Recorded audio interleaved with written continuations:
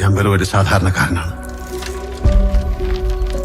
എന്റെ ഭാര്യയും മക്കളും അടങ്ങുന്ന ഒരു കൊച്ചു ലോകം. ആ സ്വകാര്യതയിലേക്ക് ക്ഷണിക്കപ്പെടാതെ ഒരു അതിഥി വന്നു. ഞങ്ങളുടെ കുടുംബം ശിഥിലമാക്കാൻ കെൽപ്പുള്ള ഒരു അതിഥി. ഇനി ഒരിക്കലും തിരിച്ചു വരില്ല എന്ന ഉറപ്പോടെ എന്നേക്കുമായി ആ അതിഥിയെ ഞങ്ങൾ മടക്കി അയച്ചു. It's like a case that is closed, but will never close. സത്യത്തിൽ നമ്മൾ അയാളെയല്ല നിരീക്ഷിച്ചുകൊണ്ടിരുന്നത്, അയാൾ നമ്മളെയാണ്.